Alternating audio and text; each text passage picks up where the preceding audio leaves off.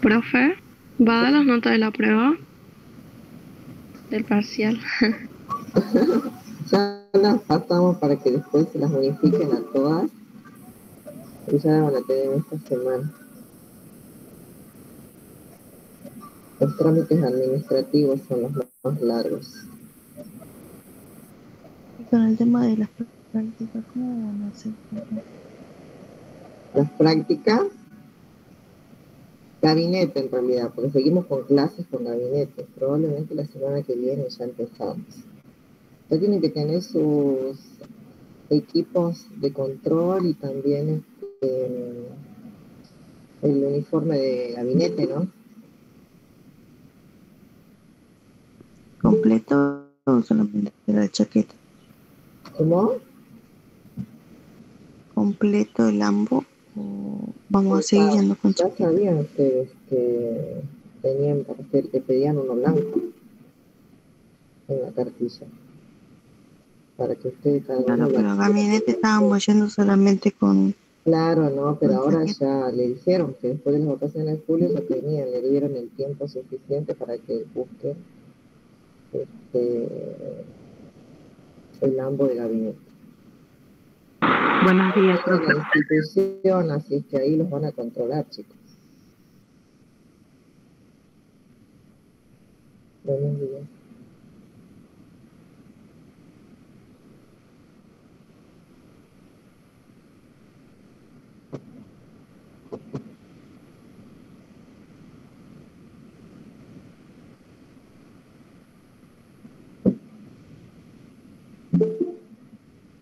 Esperamos un ratito más.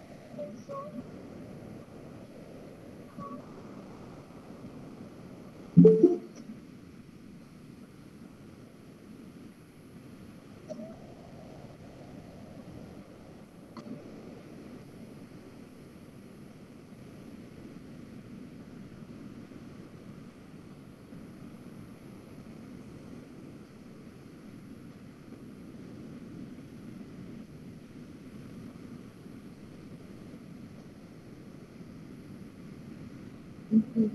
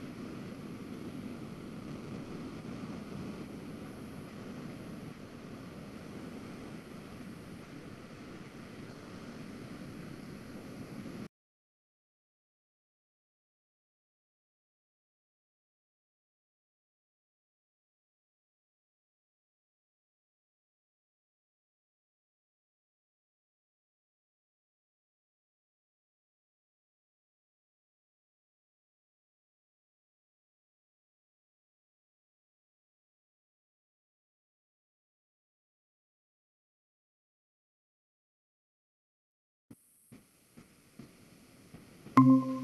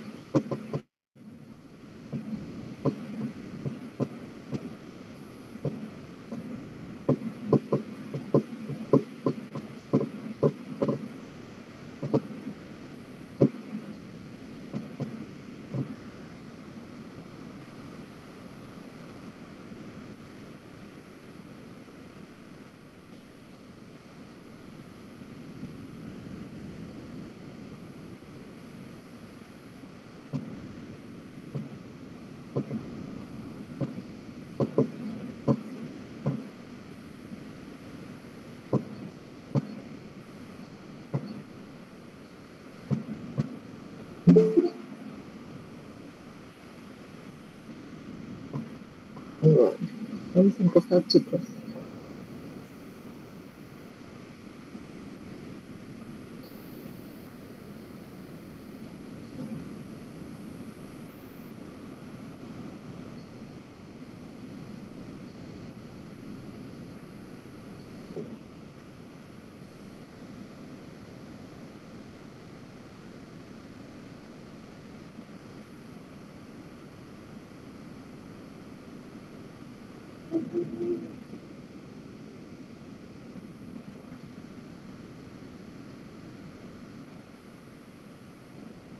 Bueno, vamos a seguir con el proceso de atención de enfermería. Esto está ahí me equivoqué, capítulo 14. Ya sería la última parte de lo que es el proceso de atención de enfermería. ¿Están despiertos? Sí, profe. Sí, profe. Parece que están dormidos. Están demasiado silenciosos. Pregunté qué tal su fin de y están todos en silencio. No debo entrar una. Ya no entra nadie. Bastante agotador, profe. Faltan muchos chicos. Pero bueno. Se ve la pantalla, ¿no? Sí, profe. Ok, avancemos. Ya habíamos hablado de son 5 partes en el proceso de atención de enfermería. Vamos a ir ya por la última parte, que son las más llevaderas, si bien las primeras son un poquito más complicadas. En realidad no son tan complicadas, sino que aplican mucho lo que es el razonamiento, ¿sí? O sea, el pensamiento crítico tiene que estar presente, porque si no es difícil hacer un proceso de atención de enfermería, que comúnmente lo van a escuchar como PAE. Pero esta es la parte más fácil, aquí ya vamos a la acción, ¿sí? Porque ya hicimos toda la primera parte, que es el análisis, que es la síntesis, donde sacamos conclusiones, donde definimos prioridades, donde armamos diagnóstico de enfermería, donde nos planteamos los objetivos y bueno, y después también escribimos las intervenciones que vamos a realizar, ¿sí? A partir de todo lo que ya veníamos haciendo, que es la valoración, la formulación del diagnóstico y la planificación. Porque hay un chico más, chico, no me gusta que entre. Una vez que empiezo, no me gusta estar aceptando.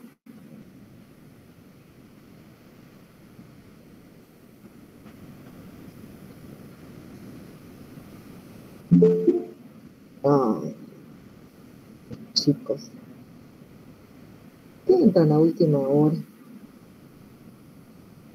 La próxima vez, 5 minutos nada más de tolerancia. No puede ser que estén entrando después ya del... Miren la hora que es 7:25, a las 7:15 era la clase. Sean más responsables, por favor. Es una falta de respeto para los que se levantan temprano. Bueno, aplicación. Aquí ya vamos a la cuarta parte de los pasos del proceso de atención de enfermería. En la aplicación, que es una fase de acción en la que el profesional de enfermería realiza las intervenciones ya de... Vamos a la acción aquí, ¿sí? Consiste en la realización y el registro de las actividades. ¿Qué es lo que tiene de particular esta parte? Que nosotros durante la aplicación vamos a seguir haciendo una valoración porque después tenemos que hacer un registro de las actividades que constituyen las acciones de enfermería, ¿sí? Específicas, necesarias para llevar a cabo todas estas funciones, estas acciones, estas tareas, actividades, cuidados, como las quieran denominar. El profesional de enfermería realiza y delega las actividades de enfermería para las intervenciones que se elaboran en el paso de la planificación y después concluye el paso de aplicación registrando las actividades de enfermería y la respuesta resultante del paciente. Acá es donde nosotros vamos a valorar y al mismo tiempo vamos evaluando.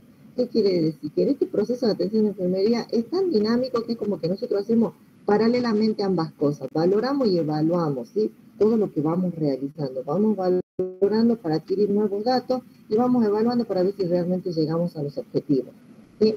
Con las intervenciones que ya habíamos planificado en el paso anterior, ¿sí? Entonces, estamos en esta parte que tiene que ver con la aplicación. Aquí hacemos la reevaluación del paciente, determinación de las necesidades de asistencia del paciente, porque muchas veces nosotros por ahí planificamos y cuando vamos al lado del paciente nos encontramos con una situación nueva, ¿sí? Entonces acá es donde tenemos que determinar las necesidades de asistencia que tiene este paciente o algunas necesidades que no la habíamos previsto que pueden surgir.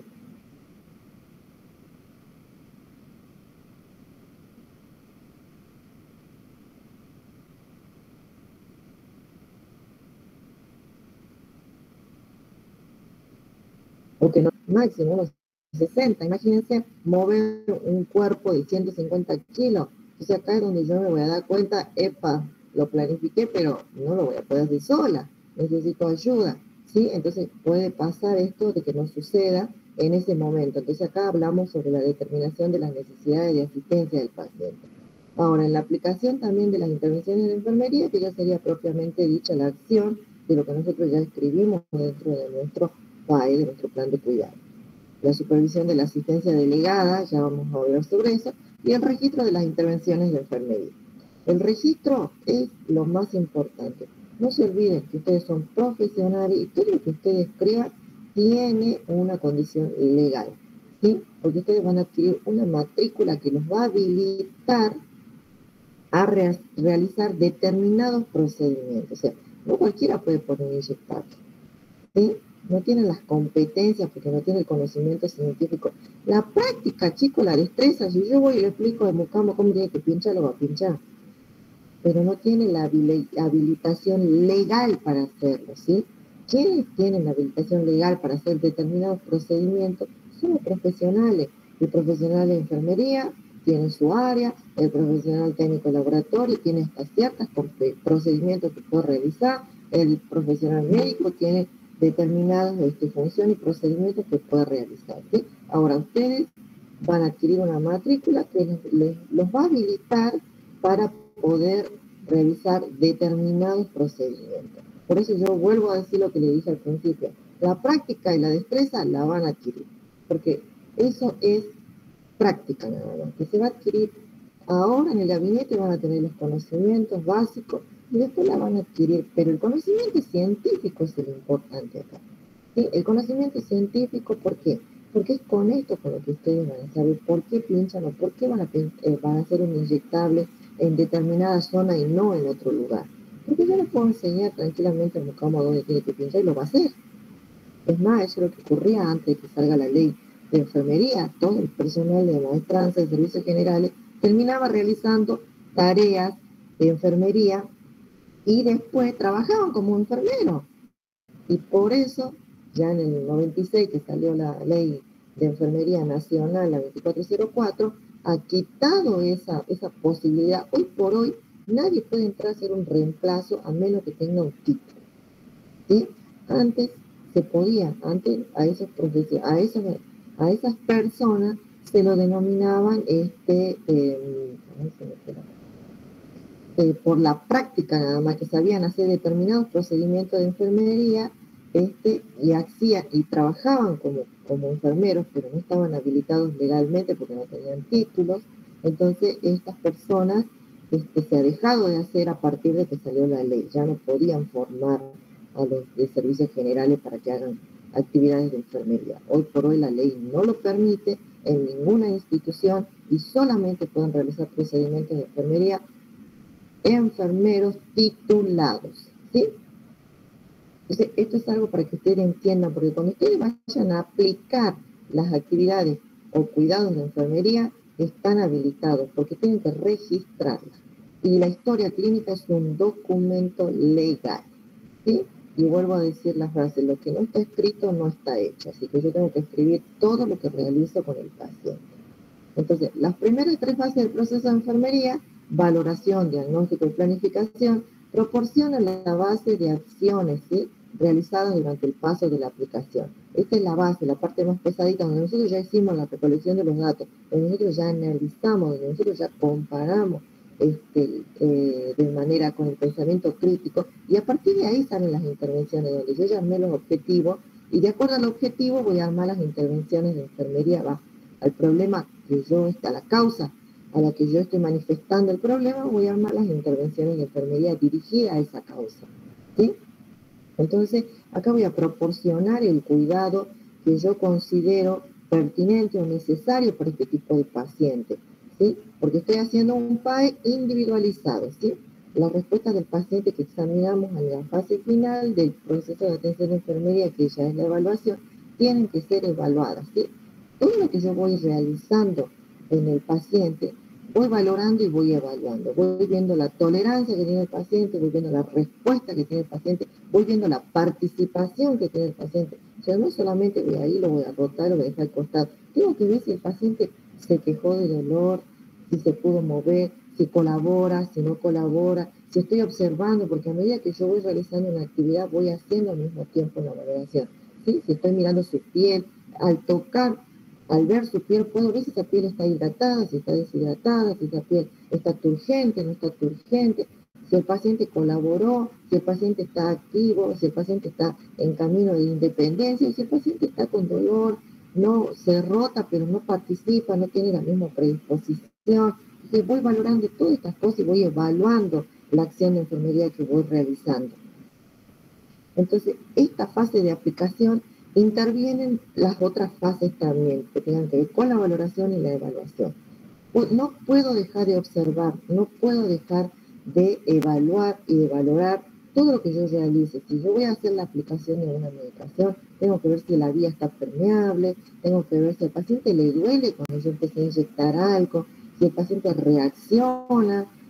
Tengo que ver antes de realizar todo esto primero, obviamente, cómo es la cara del paciente, cómo está su semblante, cómo está emocionalmente, si está predispuesto, si no está predispuesto, si está con algún dolor, si no tiene algún dolor, si lo veo que no ha dormido, que no ha descansado, y al mismo tiempo voy valorando y haciendo una reevaluación de este paciente mientras yo voy haciendo una intervención de enfermería. Esto es algo que nosotros lo hacemos de manera dinámica, constante, y aplicamos y a veces hacemos 2, 3 cosas al mismo tiempo. Mientras estamos administrando un medicamento, estamos valorando la fase de la cara del paciente, la respuesta, vamos hablando, preguntando qué siente, cómo se siente, ¿sí? Entonces, de esta manera, nosotros podemos después hacer un registro específico y objetivo de la respuesta del paciente hacia la intervención que yo estoy realizando, ¿sí?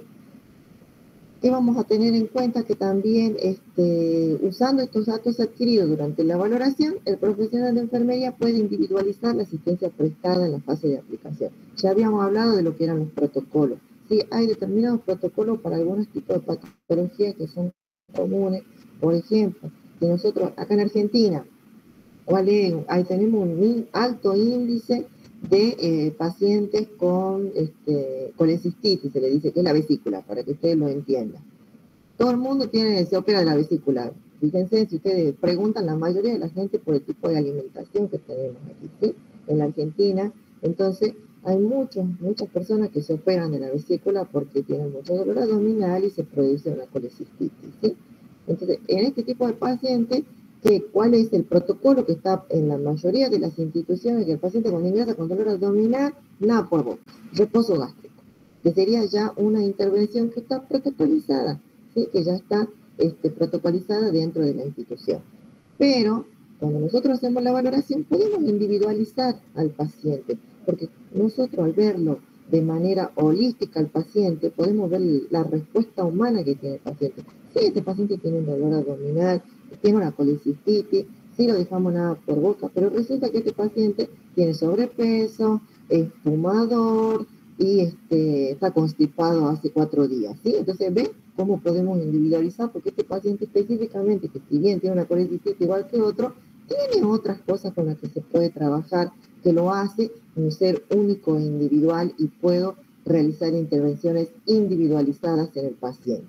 Entonces, esa es la valoración íntegra que nosotros hacemos, y por eso cuando se habla del paradigma integral, es de que se le tiene que ver al paciente en todo su contexto, en todos sus componentes, ¿sí? No solamente el componente fisiológico, sino también psicológico, ambiental, su situación socioeconómica, su situación social, ¿sí? Su situación familiar.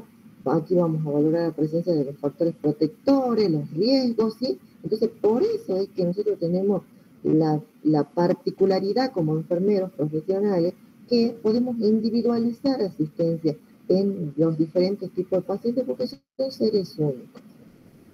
Entonces, adaptamos las intervenciones para que se ajusten al paciente específico en lugar de aplicarlas en forma sistemática y categorías de pacientes, como puede ser que exista un protocolo en la institución para, porque son patologías que son frecuentes. Por ejemplo, si voy a una institución de nivel 1, ejemplo, si voy a un puesto de salud, por ahí me puedo encontrar con que acá todos los jóvenes tienen el consumo de bebidas alcohólicas. Entonces, se puede armar un protocolo, cómo vamos a trabajar con los jóvenes y todo. Pero después cada joven, cada individuo de este grupo con el que yo decido trabajar y hacer educación sanitaria, individualmente tiene otras necesidades que pueden ser cubiertas, ¿sí? De manera individualizada. Entonces, eso es lo particular que tenemos como profesionales. Más allá de que puedan existir protocolos, nosotros podemos individualizar y hacer un PAE específico para ese paciente, ¿sí?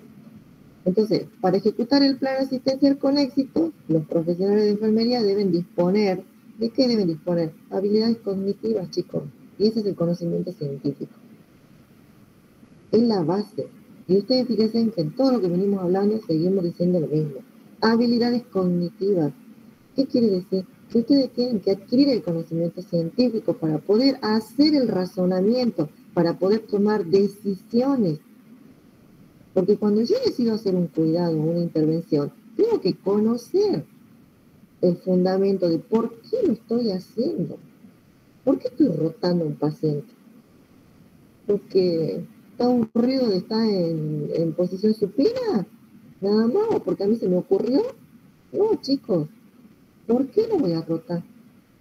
Para mejorar la circulación de las zonas óseas prominentes, para disminuir el riesgo de lesiones sobre la piel, para disminuir la presión que ejerce el cuerpo sobre la cama. Tengo que conocer el conocimiento científico. Si yo no lo conozco, no estoy sabiendo por qué estoy haciendo esta actividad. Si yo voy a administrar un medicamento y no sé que este medicamento, ejemplo, una dipirona, que es para bajar la fiebre, es un medicamento que te da de 1 gramo, no puede ser más de 1 gramo en una persona adulta porque produce hipotensión y el paciente se me puede dormir, plancharme. Entonces, si yo no tengo ese conocimiento científico, no voy a poder medir las consecuencias ni las complicaciones que puede llegar a tener el paciente cuando yo voy a administrar un medicamento. Tengo que conocerlo y estas son las habilidades cognitivas.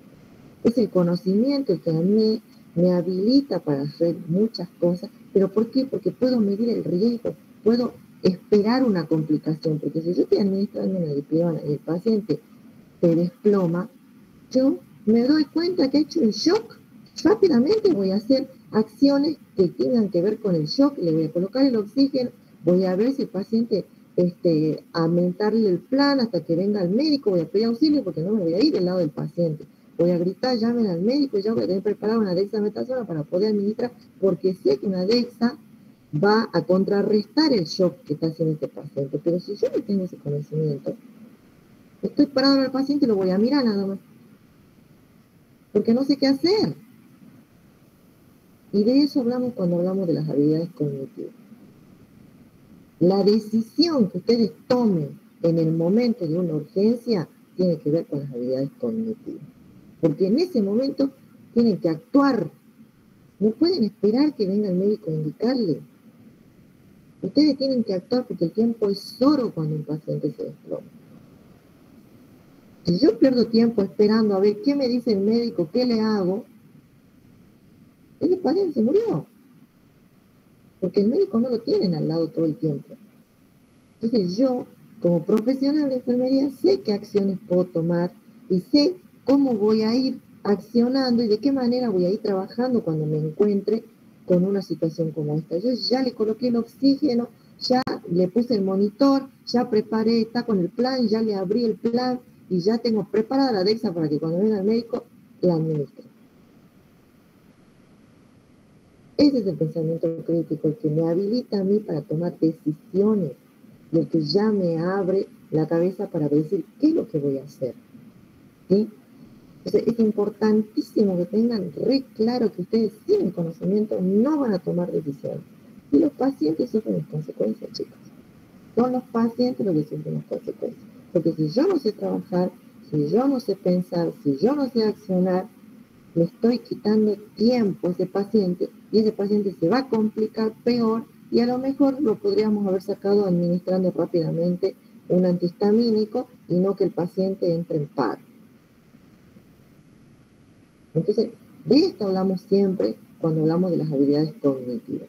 Las habilidades interpersonales que tienen que ver en muchas áreas, como por ejemplo salud mental, estas habilidades interpersonales son también necesarias, uno las tiene que trabajar, tienen que aprender a manejar ustedes su enojo, su ira, porque nos vamos a encontrar con situaciones re difíciles, con niños y con adultos también. Situaciones en las que uno se enoja realmente. Es más, si ustedes trabajan en el servicio de emergencia, los van a bendecir con malas palabras.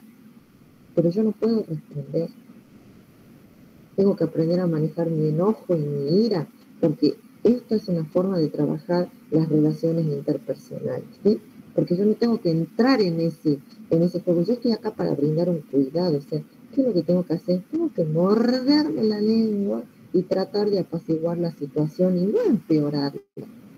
Porque yo sé, nadie merece de ser maltratado.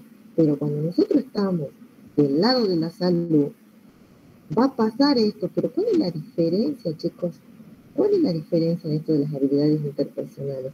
Que yo que estoy del otro lado, estoy sano. La persona que me está insultando no lo está.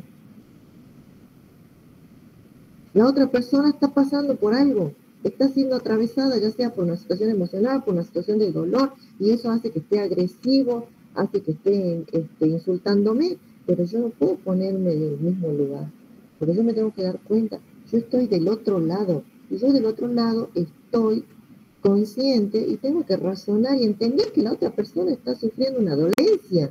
Por eso está de esta manera agresiva. Obviamente nos vamos a encontrar con situaciones mucho más agresivas con los pacientes alcoholizados. Tenemos ahí seguridad, tenemos la policía que nos ayuda, pero es importantísimo que aprendan a manejar estas habilidades interpersonales. tienen un amplio campo para elegir dónde trabajar, obviamente. El que elige trabajar en urgencia, mucha tolerancia, muchísima tolerancia y habilidades interpersonales que se trabaja. Y hay mucha gente que no tolera esto y bueno, hace pediatría, hace maternidad, tienen un campo maravilloso para elegir. Pero si van a trabajar en emergencia, tolerancia. Es algo que se tiene que trabajar y mucho. El manejo de la ira, el manejo del enojo, sobre todo en el personal de salud, porque el personal de salud es el que tiene que tratar a la persona que está con una dolencia. Y esa otra persona no se puede poner agresiva. Esa otra persona nos puede insultar, pero nosotros no tenemos que entrar en ese plan. ¿Sí? Entonces, estas habilidades son importantísimas porque cuando entra un paciente así, entonces yo ya ahí estoy armando un PAE. En mi cabeza ya lo estoy armando para ver cómo voy a hacer para poder ayudar a esta persona, porque se llegaron a la institución y porque necesita ayuda. Más allá de que esté agresivo, esta persona, llegado a la institución, necesita ayuda. Entonces, las habilidades interpersonales las tengo que manejar. Y si yo no las puedo manejar, tengo que darle lugar al otro. A nosotros nos pasaba, por ejemplo, yo siempre trabajé en emergencia, siempre trabajé en servicio de guardia, hace 20 años. Los borrachos siempre veían varón y era para que querían golpearse. Teníamos un colega que no podía manejar el enojo, teníamos un colega, les cuento la experiencia. Imagínense, yo chiquitita como soy, y encima en el ámbito de la salud no usas taco, así que más chiquitita te ves. Y mi compañero era súper alto, me llevaba una cabeza más o menos, pero se paraba y los jóvenes sobre todo, ¿no? Que se emborrachan. Estaba enloquecido el chico, el jovencito, de 18 años, gigante de cuerpo, puedo decir que medía como 1,80. Yo mido 1,55, imagínense, me llevaba una cabeza. Mi compañero obviamente estaba ahí porque era grandote, pero no podía, ya estaba enojando porque el chico no podía, no lo paraba. Y yo me voy y me paro delante de mi compañero atrás mío, porque ya veía yo que él estaba enojándose muy mucho y ya estaba respondiendo en un tono de voz más alto. Entonces yo me paro de mi compañero y le digo al chico joven, bueno, te callas. Como si fuera su mamá, ¿no? Al chico de 18 años, grandote. Y el chiquito bajó su mirada, me vio a mí, porque yo estaba abajo. Te callas. Si quieres que te ayudemos, te callas. Y te vamos a atender. Y el chiquito se quedó callado. Y a mi compañero yo lo empujo hacia atrás y le digo, andate. Porque tu presencia lo pone más agresivo. Y mi compañero, bueno, hizo 3 pasos para atrás y se quedó ahí en la puerta, ¿no? Porque tenía miedo también por mí, porque yo soy chiquita, pero se quedó ahí en la puerta, pero salió de la mirada del muchacho y el muchacho después se quedó tranquilo, se dejó tratar. Entonces, muchas veces tenemos que aprender a manejar estas situaciones en las que nosotros obviamente no nos expongamos, porque no es que yo me puse al lado del chico, sino que me puse delante de mi compañero, porque él ya se estaba enojando, frenarlo al muchacho, sacarlo de la vista de él, para que este chico me vea como una figura materna y de esa manera tranquilizarlo, porque estaba con una herida cortante terrible, había que suturarlo, no lo podíamos dejar ahí, porque nosotros algunos pacientes que están en estado de ebriedad, sí, no lo podemos manejar, no se dejan tratar, entonces que se lo lleve la policía. Pero este chico no lo podíamos dejar ir, porque tenía una terrible herida, entonces no podíamos agarrar y decir a la policía, lléveselo. Algunos borrachitos sí, hacemos que se lo lleven, porque no hay forma, nos quieren romper todo. Pero otros que están en una situación como este chico, por ejemplo, que sí o sí había que hacerle una sutura porque iba a sangrar en todos lados, entonces era manejar la situación. Entonces estas habilidades interpersonales uno las tiene que trabajar. ¿Sí? Si yo no lo puedo manejar, yo tengo que cambiar de área, chicos. No puedo trabajar en lugares agresivos como un servicio de guardia, un servicio de ambulancia, porque no puedo manejar alguna parte de mi personalidad. ¿Sí? Entonces, tienen un campo maravilloso para elegir. Entonces uno tiene que saber hasta dónde puedo tolerar yo, porque si no después yo me transformo en un agresor. Y ustedes, al ser personal de salud, no pueden estar en esa posición. No pueden ser agresores. Ustedes están para ayudar, no para empeorar la situación. las habilidades técnicas que tienen que ver ya con los procedimientos, porque si bien nuestra carrera tiene muchos procedimientos que realizamos, porque enfermería realiza el 80% de las actividades. Nosotros colocamos sonda, colocamos vías, hacemos medicación, administramos medicamentos, ofrecemos cuidado, higiene, baño. Todos los procedimientos que nosotros realizamos tienen técnicas. Y estas técnicas se tienen que respetar porque tienen un fundamento para hacerse. O sea, ¿por qué yo realizo esto de esta forma?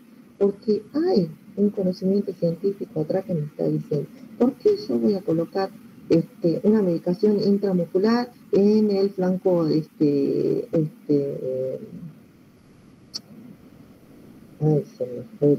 el acceso exterior de la zona del glúteo? Tengo un fundamento. ¿Por qué? Porque si yo lo coloco por el medio pasa una arteria, si yo lo coloco por el otro costado está el nervio. Entonces hay un cuadro específico donde yo puedo colocar un inyectable intramuscular. Yo lo tengo que respetar. Entonces estas habilidades técnicas tienen que ver con eso también, que yo conozca cuál es el procedimiento para realizar la extracción de sangre, que yo conozca cuál es el procedimiento para colocar una sonda nasogástrica, una sonda vesical, una sonda orogástrica, oxigenoterapia. Tengo que conocer los dispositivos y bueno, estas son las habilidades técnicas que yo voy a tener, porque tengo el conocimiento de cómo se realiza el procedimiento, porque es una práctica, ¿sí? Pero para hacer esta práctica tengo que tener el conocimiento, o sea, yo tengo que saber que si yo estoy colocando una sonda nasogástrica, me puedo ir a la vía aérea y el paciente obviamente va a empezar con dificultad respiratoria, ¿sí? Pero en esta práctica que yo estoy haciendo de colocar una sonda nasogástrica, también sé qué actividad puedo realizar para que me ayude a mí a pasar con la sonda a la vía gástrica y no a la vía respiratoria. Como por ejemplo, hacemos que el paciente tome agua mientras nosotros introducimos la sonda. ¿Por qué? Porque al llenarle la boca de agua y hacer que el paciente le decimos trague, el paciente traga, se levanta la glotis para que el agua pase para el esófago y nosotros ahí aprovechamos a pasar con la sonda. Este conocimiento lo tengo para poder aplicar esta técnica de colocación de la sonda, ¿sí? Entonces, de eso hablamos cuando hablamos de las habilidades. Entonces, ¿qué es importante para hacer la aplicación? Las habilidades cognitivas, las habilidades interpersonales y las habilidades técnicas, ¿sí? Estas habilidades son diferentes entre sí, pero en la práctica el profesional de enfermería la usa en diferentes combinaciones y con diferente énfasis dependiendo de la actividad. Lo usamos a las tres. En todas las actividades que realizamos usamos generalmente las tres, pero las más importantes, las cognitivas, que tienen que ver con el conocimiento científico, ¿sí? Pero yo tengo que saber si lo que estoy haciendo tiene un fundamento de por qué lo estoy haciendo. Porque si viene el médico y dice, ¿por qué le estás poniendo eso al paciente? ¿Qué le voy a decir yo? ¿Porque me dijeron? No, esa no es la respuesta de un profesional. Estoy administrando oxígeno porque el paciente está con la frecuencia respiratoria de 35 a 89. Esa es la respuesta profesional. Porque les va a pasar que el médico venga y diga, ¿por qué le hiciste eso? Porque nosotros tomamos decisiones a partir del conocimiento. ¿Sí? Siempre vamos a tomar decisiones porque no lo tenemos al médico pegado al lado nuestro. Muchas veces vamos a tener que tomar decisiones en el momento en el que nos encontramos con el paciente. ¿Sí? Un ejemplo, cuando se coloca una sonda urinaria, el profesional de enfermería necesita un conocimiento cognitivo de los principios y pasos del procedimiento, habilidades interpersonales para informar y tranquilizar al paciente y una habilidad técnica para preparar al paciente y manipular el equipo. Hay técnicas que son asépticas y técnicas que son estériles, ¿sí? Entonces, imagínense que si yo voy y le digo, te coloco una sonda y el paciente se va a quedar así con los ojos grandes, ¿dónde te va a preguntar? A eso se refiere con las habilidades interpersonales. Tengo que explicarle al paciente, mire señor, el médico indicó que tenemos que colocarle una sondita vesical para poder controlar su orina. Lo que vamos a hacer es primero hacer una higiene en el perineo, en sus genitales. Luego vamos a colocarle un anestésico local para que no le moleste ni le duele. Y vamos a introducir una sonda. Y el paciente me empieza a preguntar, ¿cómo es eso? ¿Va a doler? ¿No va a doler? ¿Cómo va a ser? ¿Me lo va a sacar? ¿No me lo va a sacar? ¿Cómo va a quedar? ¿Si me va a salir? ¿No me va a salir? ¿Me muevo? ¿No me muevo?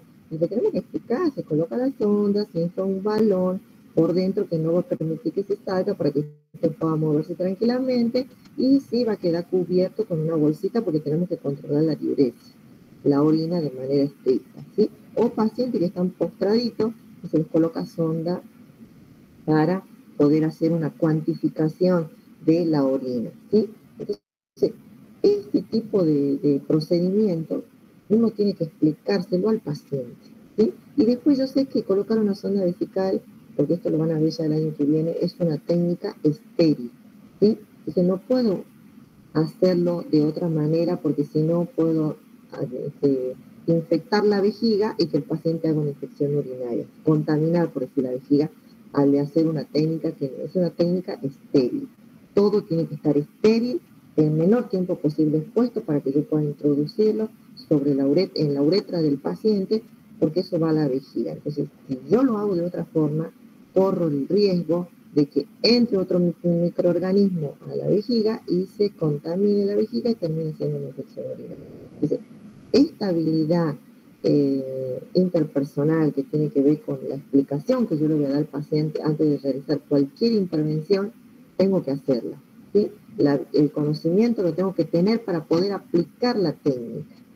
Porque si yo no tengo el conocimiento científico, la técnica, vuelvo a decir, la práctica yo se la enseño a cualquiera y cualquiera la hace, pero no tiene la habilidad técnica para el conocimiento científico para decir que la vejiga es una cavidad estéril, que no puede entrar ningún microorganismo ahí. Entonces, la técnica para colocar una sonda vesical es una técnica estéril. Yo no tengo que poner guantes estériles. No es lo mismo que si yo coloque una sonda nasogástrica por nariz. Esa es una técnica aséptica que lo puedo hacer con un guante descartable. Son cavidades diferentes, ¿sí? Entonces, este conocimiento científico, esta habilidad cognitiva, me va a dar a mí el conocimiento y la fundamentación de cómo tengo que hacer esta habilidad técnica, ¿sí? Cómo voy a hacer esta técnica, porque yo ya sé, esta es estéril, esta es aséptica, ¿sí? ¿Por qué? Porque el estómago no está estéril, porque todo entra por la boca, mientras que la vejiga es una cavidad estéril, que no hay ningún otro microorganismo ahí. Entonces yo eso lo tengo que saber. Y esa es la habilidad cognitiva. ¿Sí? ¿Vamos bien? Sí, profe. Chicos, Profe. Sí, profe. bueno, me detienen si quieren preguntar algo, sí, así, porque por ahí yo hablo mucho. Pero le doy ejemplos para que ustedes puedan entenderlo. Por eso les voy dando ejemplos, ¿sí? Quizá por ahí algunas cosas todavía no la entiendo, trato de hacerla en un diálogo como para que ustedes lo entiendan mejor. Pero me detienen si algo se quedan con alguna inquietud. Bueno, seguimos. Entonces, el proceso de aplicación se compone normalmente por lo que ya habíamos mencionado, que era la revaloración del paciente. En el momento que yo estoy haciendo la aplicación de esta acción, de esta tarea, de esta intervención o cuidado, ¿sí? También la determinación de las necesidades, la aplicación de la intervención de enfermería, la supervisión. Ahora vamos a ver esto. Primero veamos la revaloración. Justo antes de ejecutar una intervención, el profesional de enfermería debe revalorar al paciente para asegurarse de que la intervención siga siendo necesaria. ¿Qué quiere decir? En el momento que yo hice la valoración y que formulé el diagnóstico y formulé el objetivo y escribí las intervenciones, este momento el paciente fue a la mañana. Ahora resulta que yo voy a la tarde y cambio la situación del paciente.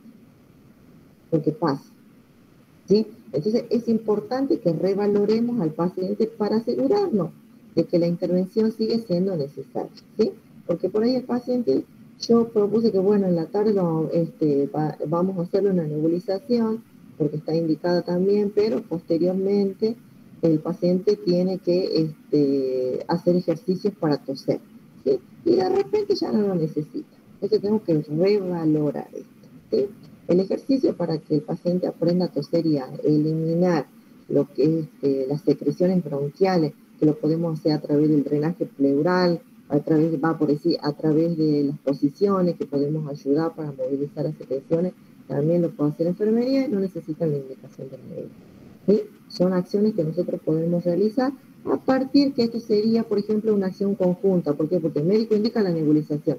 Nosotros sabemos que la nebulización fluidifica, que quiere decir que ablanda las secreciones bronquiales y hay que movilizar esas secreciones bronquiales porque tienen que salir del árbol bronquial, porque si no está produciendo una dificultad respiratoria, no permite que el alveolo se expanda ni que se produzca la ósmosis para que se cambie el oxígeno, se oxigene la sangre, porque hay presencia de moco dentro del alveolo. Entonces este alveolo, que ya con la nebulización se aflojó ese moco, tengo que ayudarlo a salir. Y lo puedo hacer a través del drenaje postural, que puede ser posicionándolo al paciente en diferentes posiciones, o también a través de un ejercicio que se le enseña cómo toser para que pueda expectorar esta secreción y pueda mejorar la respiración, ¿sí? Que se produzca. Entonces yo estas acciones las voy haciendo a medida que voy revalorando el paciente. Aunque esté escrita una orden en el plan asistencial, el estado del paciente puede haber cambiado, ¿sí? Entonces, por ejemplo, acá le pongo un ejemplo, un paciente tiene un diagnóstico de enfermería de alteración del patrón del sueño relacionado con la ansiedad y entorno extraño. Y durante la visita, el profesional de enfermería descubre que está durmiendo. Por tanto, aplazamos el masaje de espalda. ¿Por qué? Porque el paciente resulta que no había dormido en toda la noche y ahora que yo ya tenía planificado ir a hacer los masajes, está durmiendo. Entonces, ¿qué voy a hacer? ¿Le voy a dar prioridad al masaje o voy a dejar que el paciente descanse? Lo voy a dejar descansar porque no durmió, porque estuvo con dolor toda la noche y ya se le administró la medicación, se alivió el dolor y recién logró dormirse. Entonces, el masaje lo vamos a dejar para la tarde. ¿Por qué? Porque en este momento el paciente está descansando y entonces ahí ha hecho que cambie mi planificación o mi plan de cuidado. Entonces, los datos nuevos pueden indicar un cambio de prioridades en la asistencia a la actividad. ¿Sí? Un profesional de enfermería comienza a educar a un paciente, por ejemplo, que tiene diabetes, sobre cómo administrar las inyecciones de insulina, poco después de empezar, y el profesional de enfermería se da cuenta que no está interesado en la lección. ¿Qué quiere decir? Que yo tengo que educar al paciente. Habíamos hablado que cuando hablamos sobre el plan de cuidado, el plan de alta, sí o sí se hace desde el inicio. Si es un paciente diabético que va a ser insulinizado y que tiene que llevarse la medicación a su casa, nosotros desde el inicio empezamos a explicarle cómo se coloca la insulina, cómo se lee, pero nos damos cuenta que al paciente no le interesa aprender. ¿Por qué? Porque está en negación, no acepta que está enfermo, porque se siente bien, según él se siente bien, que no tiene nada, que no necesita eso. También lo vamos a encontrar con esta situación, que el paciente está en negación. Entonces, nosotros estamos revalorando al paciente en el momento que estamos haciendo la intervención. Entonces, cuando vamos a administrar, por ejemplo, insulina a un paciente diabético que va a tener que irse a su domicilio insulinizado y vemos que el paciente no le interesa, entonces hay que avisarle al médico, hablar con el paciente, buscar ayuda a través de que puede ser que el médico pida la intervención de la psicóloga porque el paciente está en negación y no quiere hacerse cargo de su salud y los riesgos que tiene a futuro son complicaciones que pueden ser graves, ¿sí? Entonces también ver si tiene factores protectores, introducir a la familia para que la familia aprenda también a hacer esto, ya que el paciente no quiere aprender, pero que al mismo tiempo nosotros igual le tenemos que brindar el conocimiento al paciente, más allá de que él esté en negación, se lo tenemos que explicar igual, se lo tenemos que decir igual, pero ¿qué vamos a hacer? Sumamos a la familia también a esto, para que también la familia sepa manejar, porque se van con lapiceras de insulina. Generalmente los pacientes que están insulinizados, gracias a Dios, con los avances en la medicina, cada vez es más fácil, porque antes, imagínense que el paciente se tenía que llevar la jeringa, se tenía que llevar una aguja, tenía que cargar. Hoy por hoy, gracias a Dios, con lapiceritas que ya vienen, que lo único que tienen que hacer los pacientes es rotar una ruedita donde ponen el numerito que le corresponde de dosis y apretar y presionar y se administra la insulina. Con todos los avances en la medicina, cada vez es mucho más fácil que los pacientes tengan independencia en estos aspectos. Antes era un tema terrible porque tenían que llevarse la jeringa, era difícil, entonces los pacientes tenían que ir a la mañana y a la noche al puesto de salud a colocarse la insulina porque no les quedaba otra, y por eso muchos abandonos al tratamiento, porque tenían que ir 2 veces al puesto de salud, a veces el puesto de salud estaba cerrado, ya no se aplicaban, y estos pacientes por ahí llegaban a complicarse. Hoy por hoy, con los avances de la medicina, el paciente diabético puede llevar una vida y un tratamiento en su casa, obviamente muy bien preparado antes de irse. Pero cuando hablamos de revaloración, hacemos esto, ¿sí? Mientras yo estoy haciendo la acción de enfermería, el cuidado, estoy valorando la situación del paciente. ¿Puede cambiar mi plan de cuidado porque en este momento surgió algo nuevo? Sí puede cambiar el plan de cuidado. Por eso es dinámico el proceso de atención en enfermería, ¿sí? Porque yo puedo hacer una planificación, pero cuando voy al lado del paciente me encuentro con una situación nueva. Y lo tengo que modificar o lo tengo que aplazar o tengo que ampliar el cuidado, ¿sí? Entonces, esto es algo que uno lo hace ya una vez que está en la acción. Ahora, cuando hablamos de la determinación de la necesidad de ayuda del profesional, es cuando nosotros vamos, hicimos toda una planificación, como decíamos hace rato, por ejemplo, ¿cómo roto a una persona de 150 kilos? Y yo que mido 1,55. ¿Sí? Necesita ayuda, entonces cuando se ejecuta cualquier intervención de enfermería, el profesional puede precisar ayuda por una o más de estas razones. El profesional de enfermería es incapaz de ejecutar la actividad de enfermería con seguridad y eficacia. Ustedes no se pueden poner en riesgo, nunca jamás. No se tienen que poner en riesgo, no se tienen que transformar en un paciente, porque ustedes están ahí para ayudar, no están para transformarse en un paciente más que obligue más cuidados, ¿sí? Por eso es importante que ustedes conozcan sus habilidades, su conocimiento, su tolerancia para ver en qué área me voy a desempeñar. Obviamente, tienen que desafiarse, ¿no? Tampoco le estoy diciendo vayan todo al puesto de salud.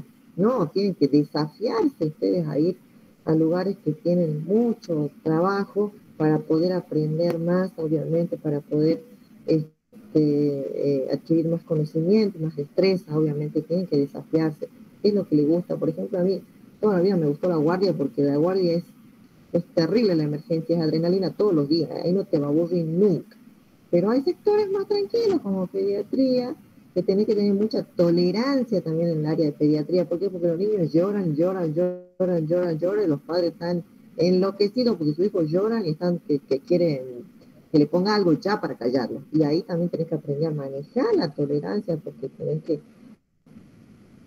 escuchar a un niño llorar todo el tiempo y al padre que te presiona para que hagas algo todo el tiempo. Entonces, las personas que se desempeñan en pediatría, primero que tienen esta habilidad maternal, muchas mujeres que tienen mucha paciencia y también mucha tolerancia. Ahora, el varón que es menos tolerante se maneja más en las áreas de adultos, por ejemplo, en clínica médica, en emergencia, en politrauma, en psiquiatría, ¿sí? Pero obviamente la decisión va a ser de ustedes, pero desafíense a hacer algo nuevo, desafíense a probar con áreas nuevas para ver realmente si es algo que los atrae, porque después se empiezan a preparar en lo que los atrae, ¿sí? Si a mí me gusta la emergencia, después yo me hago todos los cursos que tengan que ver con la emergencia y después puedo ser un as en emergencia, ¿sí? Pero tienen un campo maravilloso para elegir. Desafíense a probar estas áreas. Entonces, cuando estamos en este lugar, por ejemplo, nosotros tenemos que pensar siempre en nuestra seguridad primero, ¿sí? Entonces yo no voy a ir a mover a una persona de 150 kilos, imposible si yo mido 1,55. Me traigo al de seguridad, me traigo al de mantenimiento, me traigo al de, ¿cómo se llama? Al de maestranza, al servicios generales, al policía, así que tengo que levantar a un paciente obeso, por ejemplo. ¿Sí? No voy a arriesgarme a hacerle yo y mi compañera, porque encima el 80% de enfermería son mujeres. ¿Sí? Entonces, no, nosotros tenemos que buscar ayuda, sí o sí. Tenemos servicios generales, está seguridad, policía, siempre hay manos extra en las instituciones hospitalarias.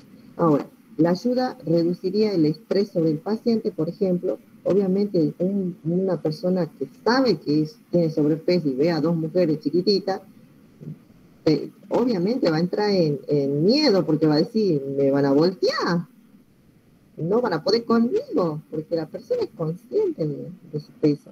Entonces, obviamente, va a tener miedo de que algo le ocurra y no va a ayudar tampoco porque va a estar con esto así, todo contraído con miedo de que lo hagan caer, ¿sí? Entonces, en estas situaciones uno siempre tiene que prever de buscar ayuda para que, porque el paciente cuando vea 4 o 5, porque conoce su peso, se va a quedar más tranquilo y va a ayudar, ¿sí? No va a ser lo mismo que sean dos personas que intenten levantar. El profesional de enfermería carece del conocimiento o habilidades para ejecutar una actividad de enfermería en particular. En esto de las necesidades, ¿qué quiere decir con esto? Que si el personal carece de conocimiento o habilidades para ejecutar una actividad, uno tiene que hacer, tiene que buscar ayuda, ¿sí? Un profesional de enfermería que no está familiarizado con un modelo en particular de equipo de tracción, esto es un ejemplo, pero me da un ejemplo más dinámico. Si yo estoy dudando de cómo se coloca una sonda vesical, porque sí, trabajé en el puesto de salud durante 10 años y ahora me vine a trabajar en la parte asistencial y estoy dudando, porque no es que no lo tenga conocimiento, sino que ya no lo practiqué, no lo aplico, cuánto, puede haber quedado relegado. Entonces, no lo hago, siempre busco a alguien que me ayude, porque no está de más, chicos, que uno le diga, no me acuerdo, porque hace 10 años que hago puesto de salud, ¿me ayudás? Entonces, tu compañero le va a ayudar, lo va a hacer y después a usted se le va a venir todo en la cabeza. Pero, ¿qué es lo que quiere decir cuando uno tiene que determinar esta necesidad? Si yo no lo sé hacer, si no tengo la práctica, no lo tengo que hacer.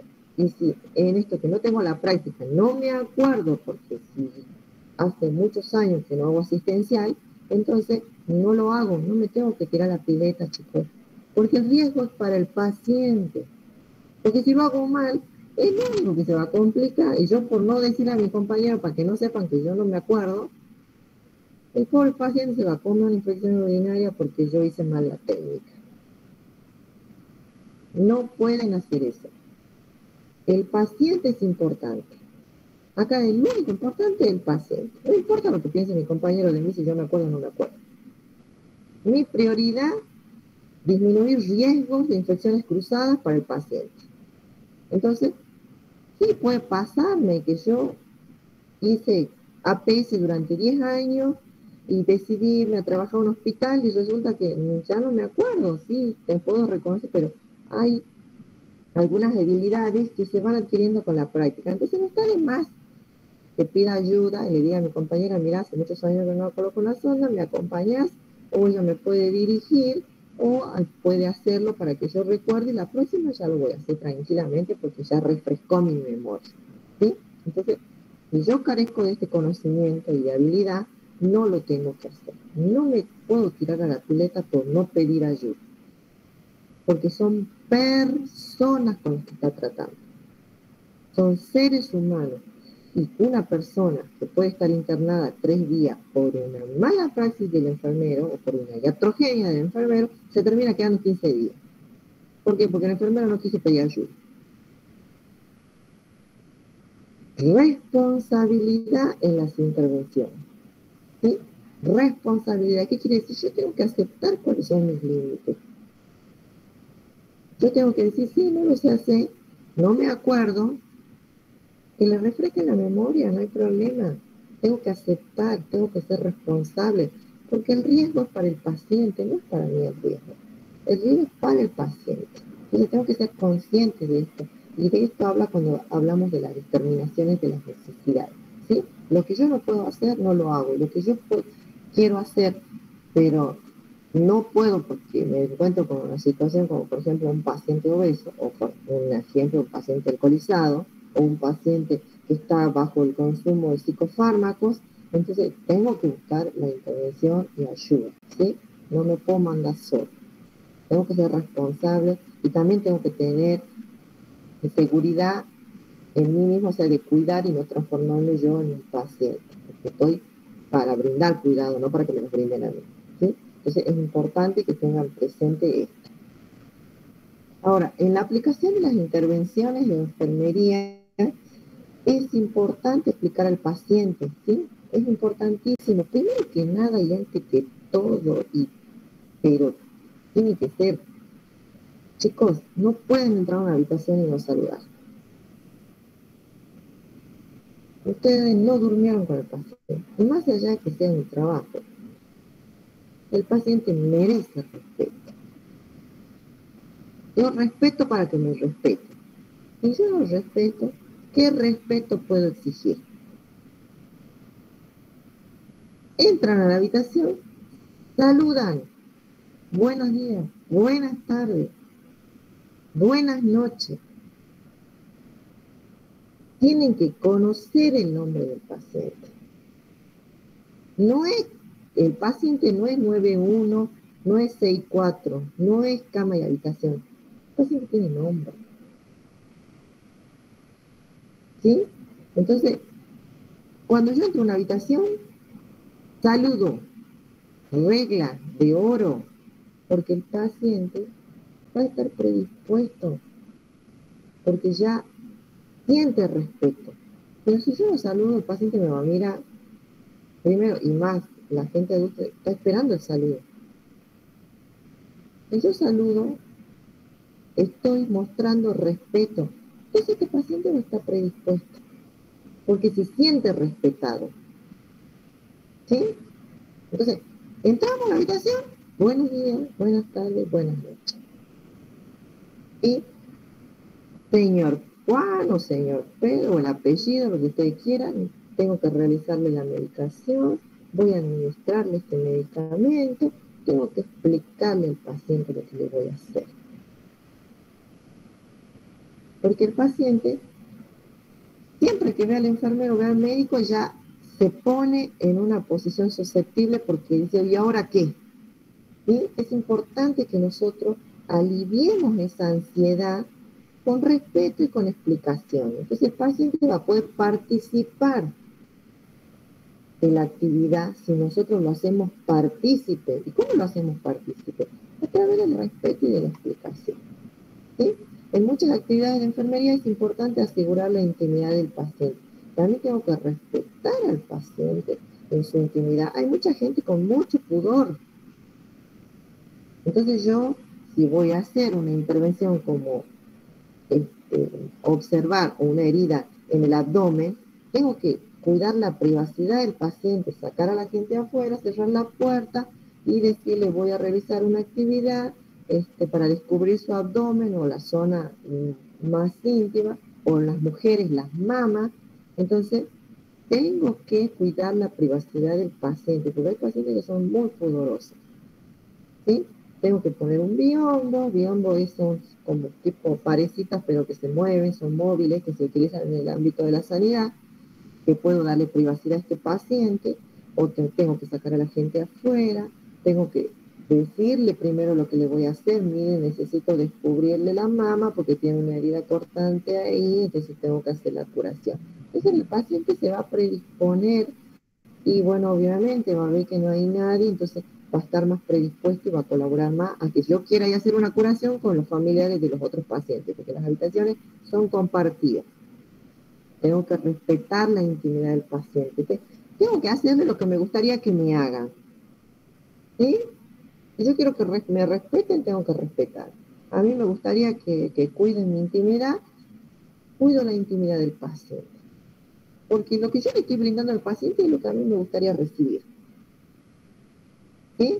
Entonces, si yo tengo que hacerle un baño en cama, también tengo que tener la precaución de cerrar la ventana, porque voy a exponer todo el cuerpo del paciente y obviamente puede haber corriente de aire y este paciente se puede enfriar, o a lo mejor pasar gente por el pasillo y observar. Entonces tengo que cuidar la intimidad del paciente y también tengo que prever estas corrientes de aire si yo tengo que bañarlo al paciente y voy a exponer todo su cuerpo y se puede enfriar. ¿Sí? Entonces, estos cuidados no está escrito, chicos. Eso no está escrito en los libros, eso es puro razonamiento. Si yo voy a sacarle toda la ropa al paciente, lo voy a bañar, me tengo que percatar de primero cerrar la puerta, tengo que cerrar la ventana para que no haya corriente de aire y este paciente no se enfríe y se complique. Y eso no está escrito en el libro, es razonamiento. ¿Sí? Entonces es importante que nosotros brindemos un cuidado como nos gustaría que nos brinden a nosotros, que respetemos como nos gustaría que nos respeten, que me traten tratar como me gustaría que me traten. ¿Sí?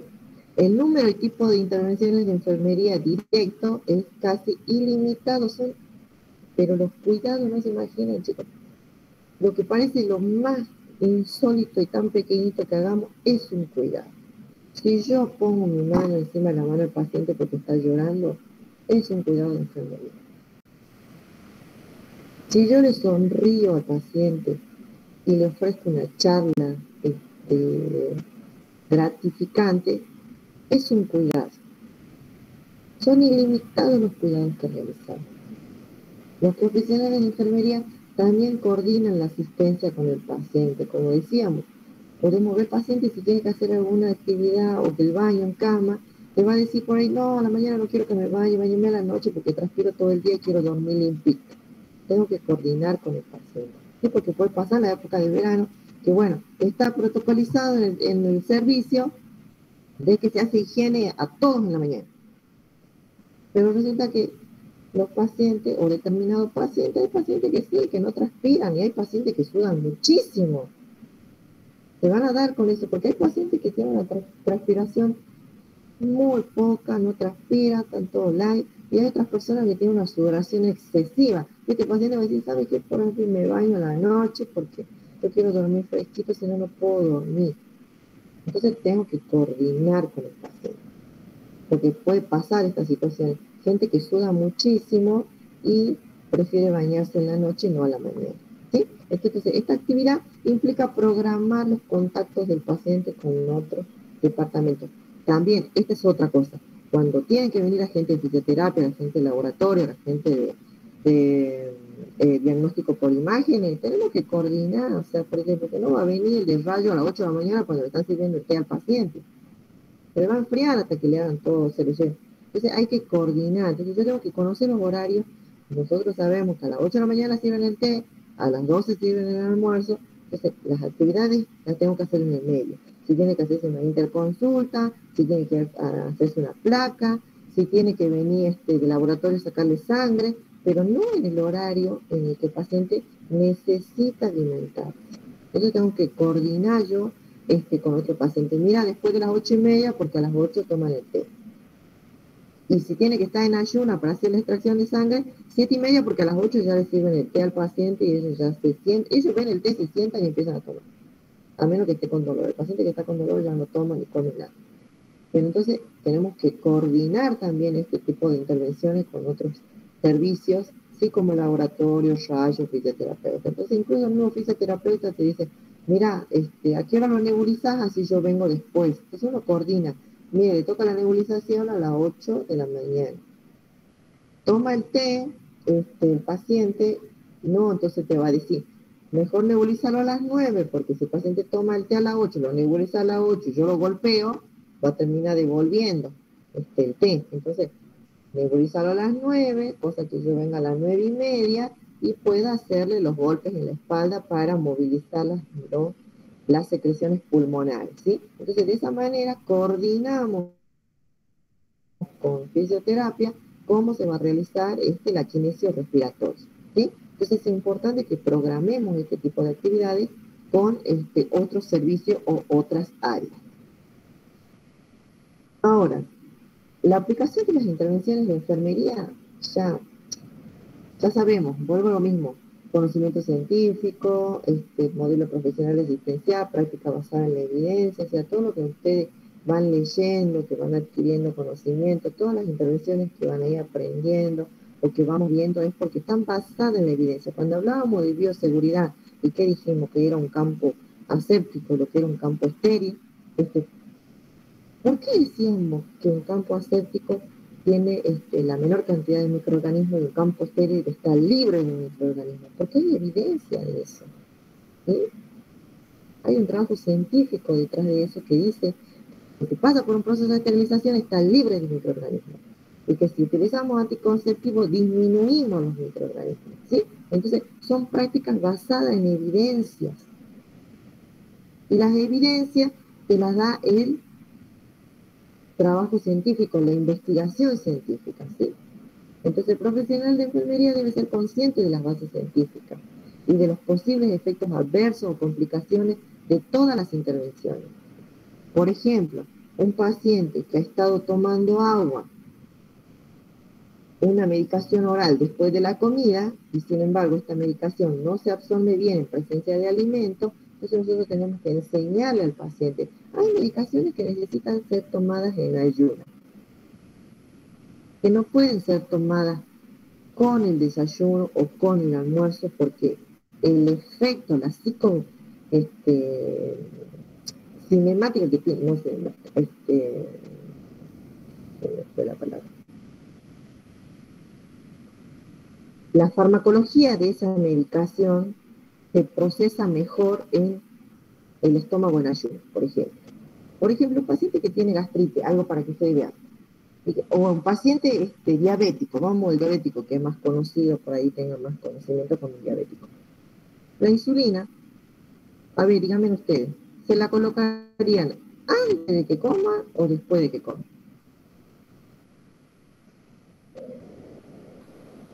Antes de que coma.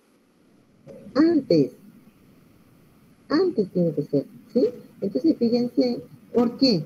Porque hasta que la insulina haga el efecto dentro del organismo, que tiene que pasar al torrente sanguíneo para poder hacer el proceso de disminuir la glucosa en la sangre, y después viene un aporte que es de proteínas, o sea, de glucosa en el desayuno, porque todo tiene azúcar, más allá de que no usen el azúcar propiamente dicha en el desayuno, tiene su contenido en el pan, de algún de una cantidad mínima de glucógeno, pero existe, ¿sí?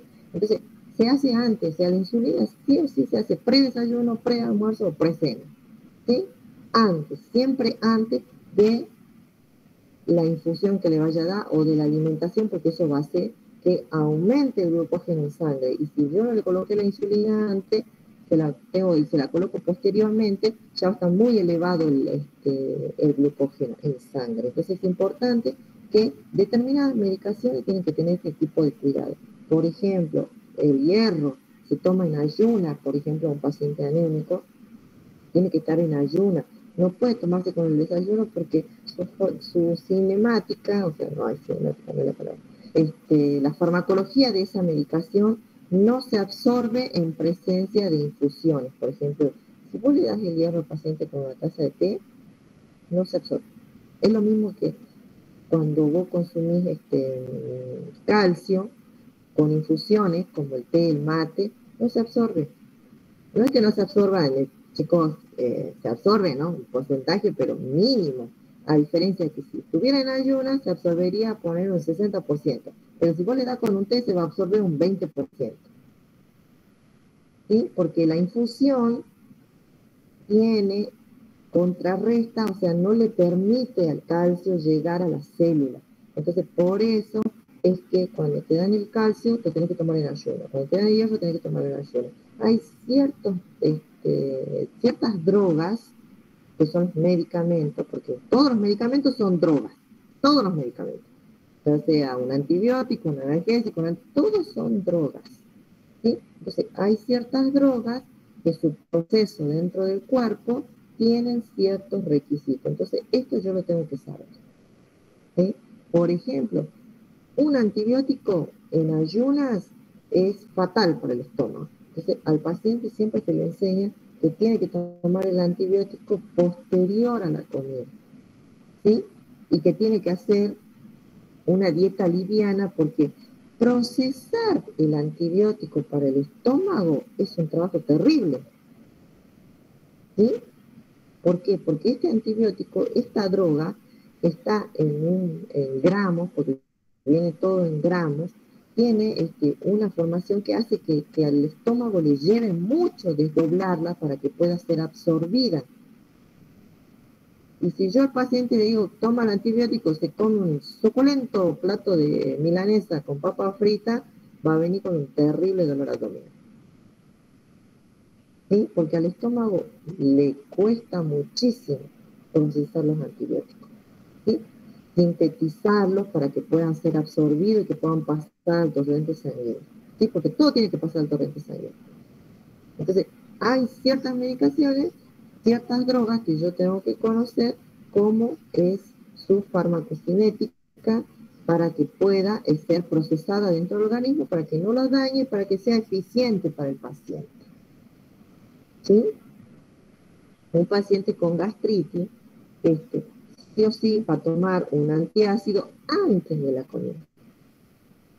Un paciente que está con un tratamiento con antibióticos tiene que cuidarse la dieta en los días que esté tomando el antibiótico porque ya el estómago le va a costar, y si yo le sumo comidas copiosas va a ser peor. Entonces le tengo que enseñar al paciente que durante todo el tiempo que tome la medicación consuma una dieta liviana, porque ¿qué pasa con los antibióticos? Hay antibióticos leves, hay antibióticos de primera generación, de segunda generación, de tercera generación. ¿Por qué?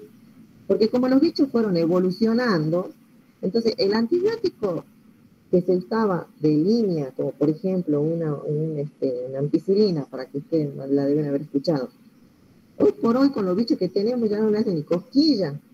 Entonces ya pasaron los antibióticos de segunda generación, que son combinados con otro antibiótico, y después tenemos los antibióticos de tercera generación, ya que es lo último que tenemos en este momento, para poder darle a los bichos que son más agresivos, los bichos que son que están dentro de las instituciones hospitalarias, como un KPC, que son multiresistentes. Multiresistente quiere decir que son resistentes a los antibióticos, que los antibióticos no los eliminan. Entonces, dentro de lo que son antibióticos, que son drogas para tratar bacterias, tenemos de primera generación, segunda generación, tercera generación. Entonces, si yo tengo que conocer cuáles son. Los combinados están en segunda generación, entonces para el estómago va a ser mucho más difícil procesar. Entonces, tratada por una bronquitis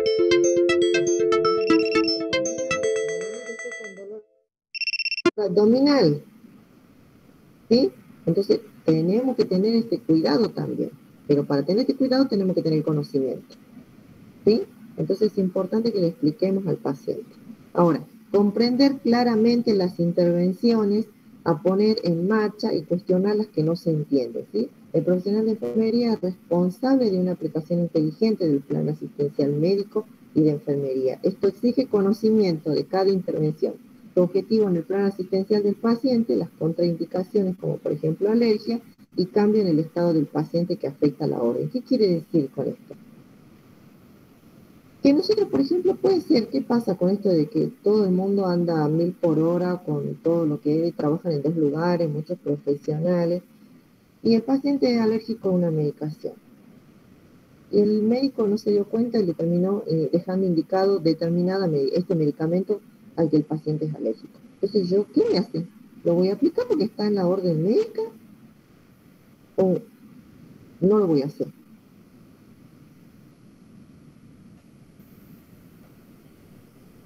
¿Lo hago o no lo hago?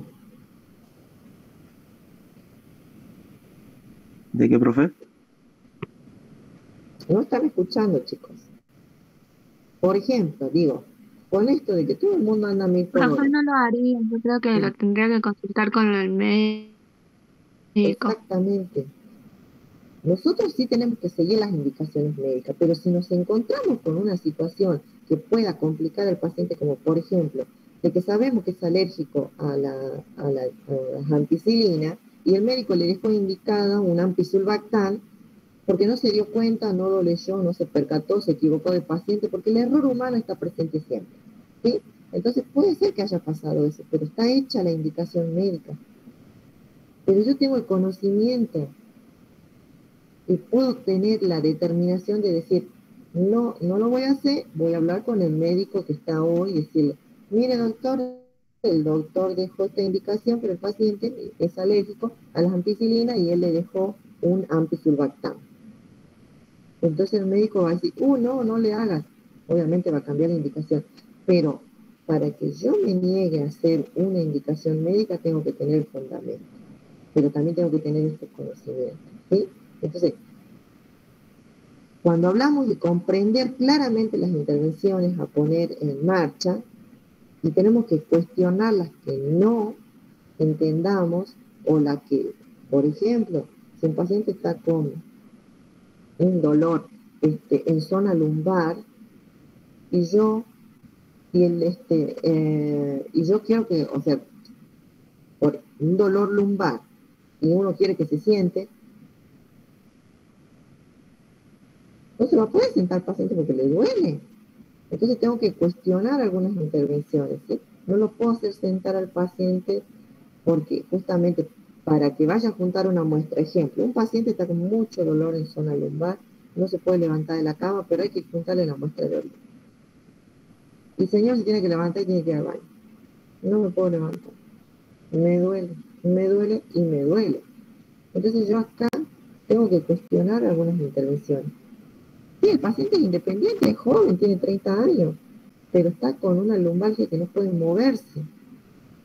¿Cómo vamos a juntar la muestra de orina? No se puede parar. Entonces yo ahí tengo que modificar y me tengo que cuestionar esta intervención. No va a poder levantarse el paciente. Entonces tengo que ver cómo hago para sacarle la muestra. ¿Sí? Entonces ahí voy a hacer otra intervención. Entonces tengo que cuestionar y eso habla de que comprendamos claramente las intervenciones y que tenemos que cuestionar las que no entendemos para qué se realizan. Me estoy equivocando, perdón. Tenemos que cuestionar algunas intervenciones que nosotros mismos nos hemos planteado, pero resulta que cuando estamos al lado del paciente nos damos cuenta de que no se van a poder realizar.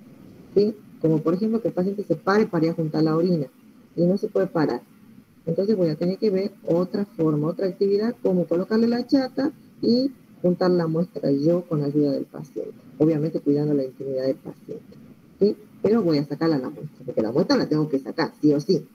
Entonces, sino que va a ser de otra forma, de otra manera. Y cuando yo me encuentro con una indicación médica que no que puede poner en riesgo al paciente, la tengo que cuestionar. No es que yo voy a decir, no, no lo voy a hacer. No, yo voy a ir a plantearle al profesional y decir, médico, el doctor, usted le indicó esto, pero el paciente refiere, manifiesta esto. Entonces, el médico va a hacer una evaluación, capaz que vuelva de nuevo a verlo al paciente, a hablar con el paciente y cambiar la indicación o explicarle al paciente que se tiene que hacer. Entonces, pero yo tengo que poner en evidencia lo que para el paciente puede ser un riesgo. ¿Sí? Como por ejemplo puede ser de que el paciente, digo, cada vez que me pone eso me pica todo el cuerpo. Porque ellos preguntan qué es lo que le están colocando. Y entonces me hace picar todo el cuerpo cuando usted me ve cada que viene a ponerme hasta ahora eso. Entonces uno le tiene que decir al doctor, mire, tiene indicado esta medicación, el paciente dice que le da picazón. Entonces el doctor lo va a tener que evaluar y por ahí va a cambiar por otra droga que tenga el mismo efecto, porque hay muchas drogas que tienen el mismo efecto. Entonces, pero nosotros tenemos que cuestionar esto que para el paciente puede ser un riesgo, un malestar o una dolencia, ¿sí? Para que el médico reevalúe y decida si tiene que cambiar la indicación. Entonces tenemos que tener el conocimiento para poder cuestionar estas indicaciones, ¿sí? O intervenciones de enfermería. Y ya en la aplicación de las intervenciones de enfermería, adaptar las actividades a cada paciente, ya veníamos diciendo, nosotros podemos hacer todo un plan de cuidado, pero cuando vamos a hablar del paciente nos podemos encontrar con cambios que hagan que uno modifique. Aquí tenemos que tener en cuenta las creencias, valores, edad, estado de salud, ambiente del paciente, son factores que pueden influir en el éxito de la acción de enfermería, ¿sí? El profesional de enfermería determina que un paciente se atraganta con la toma de comprimidos. Este es un ejemplo. De manera que consulta con el médico para cambiar la orden o la forma líquida del medicamento. Por ejemplo, en los niños nos pasa mucho de que no quieren tragar pastillas, ¿sí? Entonces hay que buscar la forma de cómo hacer con la medicación. Hablar con el médico, la mamá no puede, no logra conseguir que el niño, ya hemos probado, ya le hemos molido, ya le hemos dado agüita, le hemos dado juguito, le hemos dado todo, no hay forma de hacer esto mal chico. Entonces, el médico decide, bueno, pasemos la vía endovenosa o pasemos el jarabe, que es más fácil. Sí, obviamente el jarabe va a tener que usar 3, 4 frascos, a diferencia que las pastillas va a tomar 2, 3 pastillas. ¿Sí? ¿Por qué? Porque la dosis va a ser la que se va a modificar y la presentación también. Pero esto nosotros tenemos que también tener para poder lograr nuestro objetivo de administrar, por ejemplo, un medicamento, ¿sí? Es importante que tengamos en cuenta de que nos puede pasar de que vamos a hacer un tratamiento y, por ejemplo, vamos a hacer la administración de un medicamento y nos damos con que la vía está tapada. está infiltrada la vía y no sirve y hay que volver a canalizar, ¿sí? Entonces uno tiene que reevaluar todo el tiempo al paciente y tenemos que adaptar las actividades a cada paciente.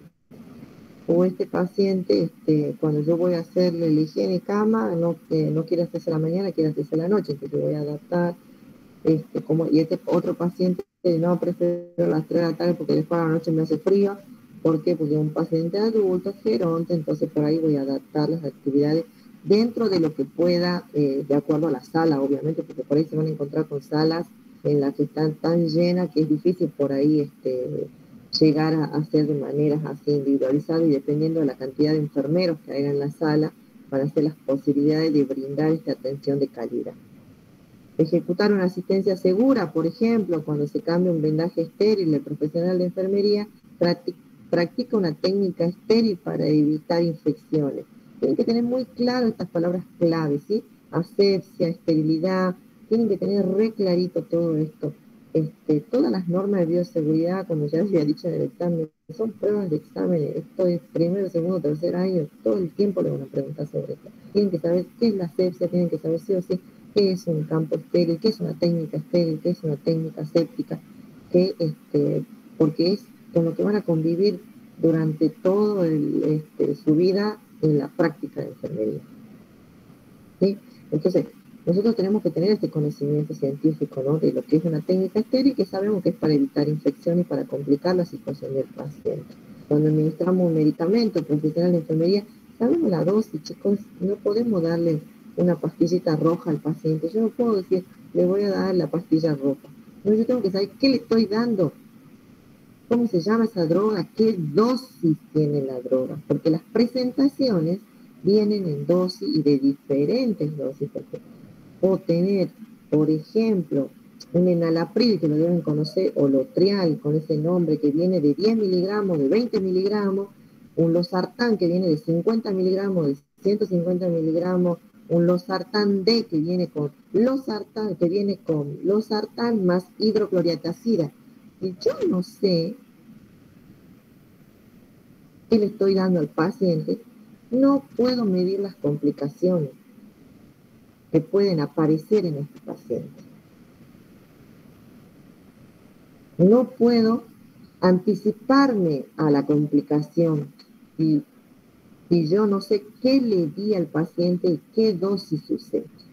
No es lo mismo una dipirona de 1 gramo en un adulto que una dipirona en un niño que pesa 10 kilos de 1 gramo. Es una dosis abismal 1 gramo para un niño de 10 kilos. Para un adulto no es nada, pero para un niño sí. Pero yo tengo que conocer eso, tengo que saber que la presentación de la dipirona viene de 1 gramo y de 2 gramos, 5. Si yo no sé que las drogas vienen por miligramos por gramo y que la administración está dependiendo del peso del paciente, me puedo mandar una terrible iatrogenia. Tengo que saber, no puedo no saber. Tengo que saber qué estoy administrando, qué dosis estoy administrando. Dosis. Porque en la farmacología todo es en dosis. Vienen por miligramos, por gramo. Los antibióticos vienen 500 miligramos y vienen de 1 gramo. Los antibióticos combinados vienen de 1 gramo, 5, vienen de 4 gramos. Todo lo que vean que sea droga, siempre está la dosis en miligramo, en gramo, miliequivalente, porque también nos encontramos con minerales como sulfato de magnesio que viene con miliequivalente, en potasio, miliequivalente. Pero la dosis tienen que conocer. Tienen que conocer el efecto también del medicamento. ¿Cuáles son los efectos adversos que tienen esos medicamentos? Porque si no, ¿cómo pueden saber qué van a esperar de complicaciones en el paciente si no saben qué le están dando? Tienen que saber qué le están dando, qué dosis le están dando y qué efectos adversos puede tener esa medicación. Porque hay gente que reacciona ante un medicamento. O sea, todos somos seres individuales y no respondemos de la misma manera. ante la ingesta de un medicamento. Hay personas que 10 miligramos le anda bien, súper genial, y hay personas que 10 miligramos no le hace cosquilla y que necesita 20 miligramos. ¿Sí? Obviamente, la indicación la va a dar el médico, la dosis la da el médico, pero nosotros cuando vamos a administrar tenemos que asegurarnos que le estamos dando la dosis que está pidiendo el médico, porque las presentaciones son diferentes. Yo puedo tener en mi servicio enalapril de 10, de 20 y puedo tener el Otrial-D, que es enalapril más un diurético, pero tengo que saber que viene así, toda esa presentación. Entonces, a la hora que yo voy a sacar una indicación que dice dar enalapril 10 miligramos a las 8 de la mañana, voy y busco enalapril 10 miligramos. Porque en la cajita tengo enalapril de 10, de 20 y tengo enalapril D. Entonces tengo que asegurarme de sacar el que el médico está indicando. Enalapril de 10 miligramos, obviamente que no esté vencido, porque tengo que fijarme la fecha de vencimiento también de esa droga, porque las drogas tienen vencimiento. Respetar la dignidad del paciente, ya habíamos dicho esto, ¿sí? La dignidad del paciente es importante. Tenemos que potenciar su autoestima, también tenemos que proporcionar intimidad y animar a los pacientes a tomar sus propias decisiones en forma de respetar la dignidad y fomentar su autoestima. Son formas. Nosotros tenemos que, el respeto es primordial, el saludo es primordial porque ya el paciente se predispone. Una sonrisa, una actitud positiva, es importante el paciente porque lo que uno emite es lo que el otro siente. Chicos, si yo voy con una cara de y voy, buenos días, al paciente, obviamente el paciente no va a querer ni hablar, capaz que ni te dice que no ha dormido porque te ve con una cara de que no tiene ganas ni de hablar. Pero si yo voy con toda la predisposición y soy positiva, buenos días, ¿cómo está? ¿Cómo pasó la noche? El paciente se libera, se abre y te dice todo. Y esta es la habilidad interpersonal. Siempre de manera positiva, siempre con preguntas abiertas, siempre respetando al paciente, es importante su intimidad. Y cada logro que el paciente vaya haciendo también es importante remarcarlo, porque los pacientes gerontes, o sea, ya los adultos, son pacientes que muchos se desaniman a avanzar en esto de la rehabilitación, pero si uno los va estimulando, el paciente se va animando, se va desafiando, porque en la vida uno siempre hay gente que se desafía y gente que no se anima a desafiarse. Entonces uno tiene que buscar esto de que se animen a desafiarse para que se recuperen independencia. Entonces es importante que respetemos esto.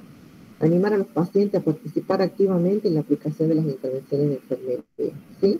La participación activa, por ejemplo, cuando yo estoy bañando al paciente, cuando le estoy enseñando cómo se va a levantar después de una cirugía abdominal, cómo tiene que hacer para levantarse, tenemos que animarlo, tenemos que, si bien enseñarle también cómo lo tiene que hacer para disminuir el dolor, al mismo tiempo lo tenemos que ir animando. A ver, ahora hágalo usted.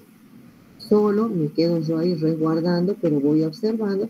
Así, apoye el brazo, coloque el codo, haga fuerza con los brazos para no hacer fuerza con el abdomen, y los voy educando, ¿sí? Y al mismo tiempo, bien, así, está muy bien, ¿sí?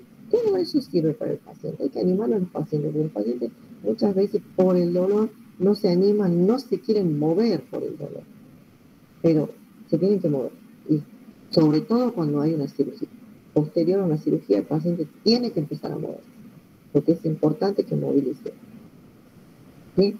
Entonces, acá tenemos que animar siempre al paciente, o sea, todo lo que sea en el ámbito sanitario, positivismo. Ya les dije, el paciente no necesita que nosotros le hagamos juicio, porque ellos ya se han hecho solo sus propios juicios, juicio de la familia, juicio de la sociedad, juicio de los hijos, juicio de...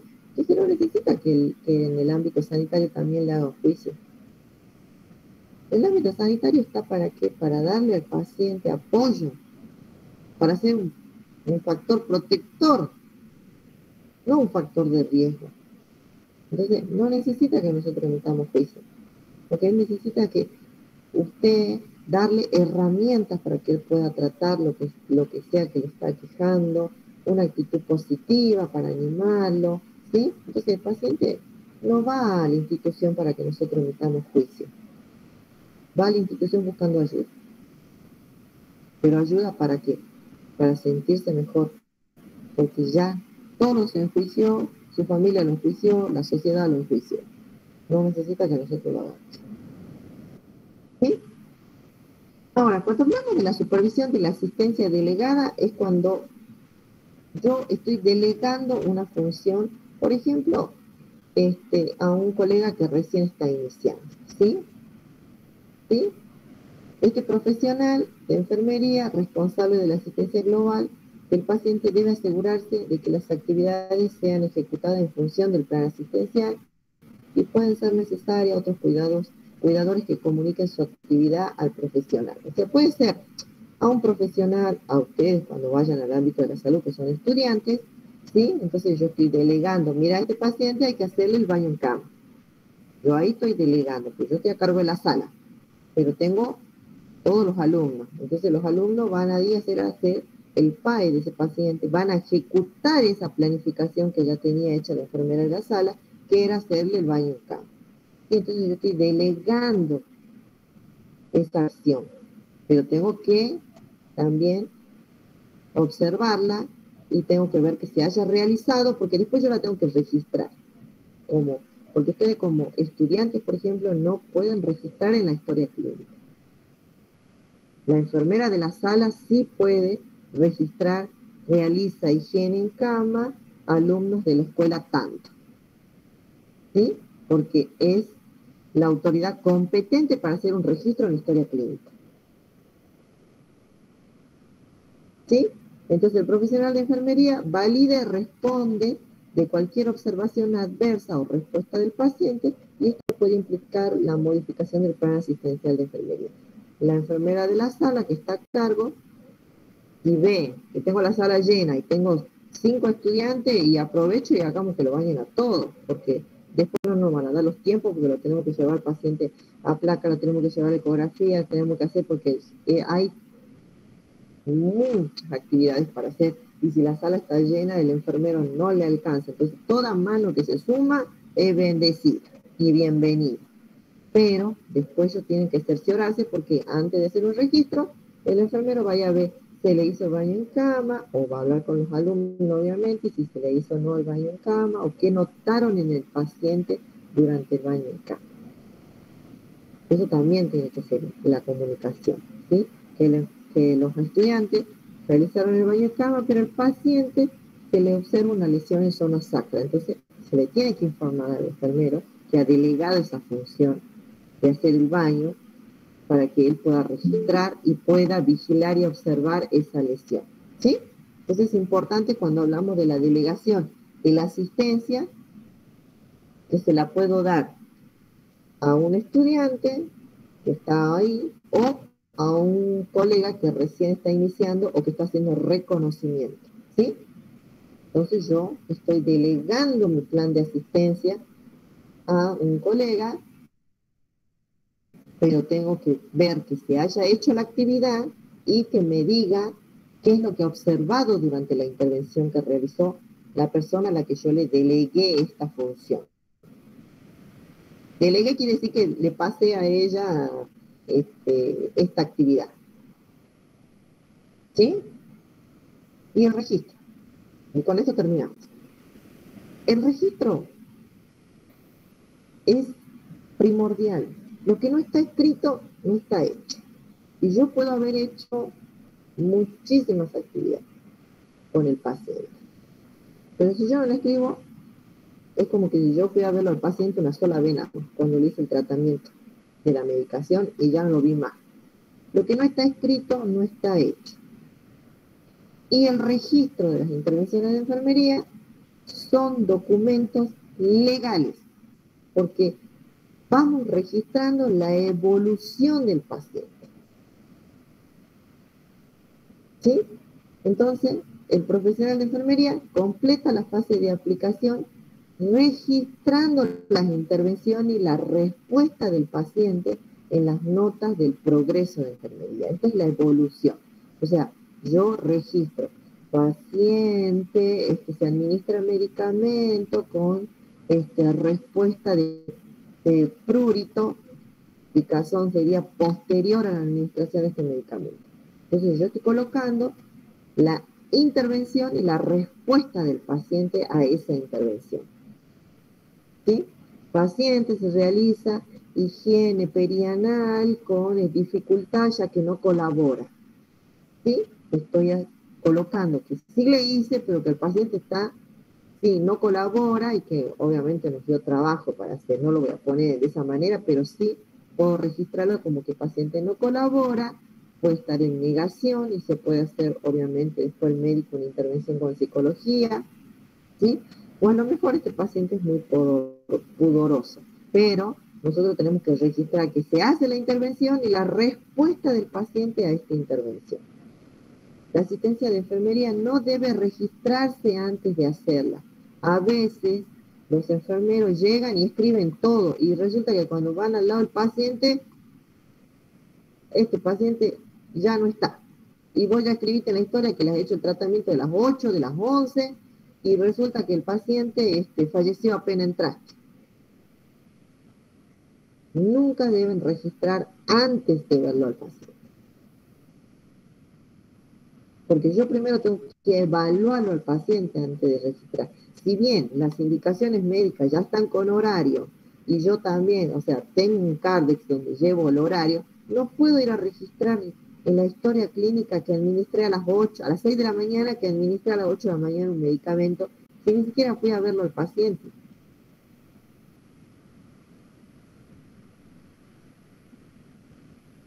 Sí o sí, primero tengo que valorarlo al paciente. Entonces los registros no se pueden hacer antes, porque no sé cuál es la situación del paciente. ¿Sí? Entonces el profesional de enfermería, sí o sí, primero tiene que valorar al paciente, primero tiene que ver si la vía está permeable para poder hacer administración de medicamentos, que tienen horario a las 8, los parámetros del paciente, la predisposición del paciente, y después tengo que hacer el registro. El registro lo hago de manera posterior a la intervención, no antes, más allá de que yo ya esté todo con horario. No lo tengo que hacer antes porque me puedo encontrar con una... Y después eso va a llevar a que yo tachonee toda la hoja y no se puede usar indeleble en las historias clínicas. No se puede usar, por decir, ¿cómo se llama? No me sale. ¿Corrector? Ah, claro. No se puede usar correctores, no pueden tachonear las historias clínicas, no pueden dejar espacios en blanco, porque son documentos legales. Entonces, yo el registro lo hago de manera posterior porque tengo que ver la respuesta del paciente a la intervención. ¿Sí? Y hasta aquí llegamos. Ya lo tengo al otro grupo. ¿Quedó claro? Sí, profe. Sí, profe. ¿Sí? Bueno.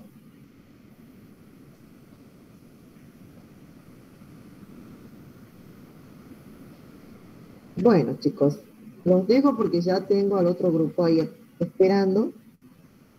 Mañana seguimos, ¿sí? Vamos a ver ya lo que es evaluación y registro y ya terminaríamos con la unidad C, ¿sí?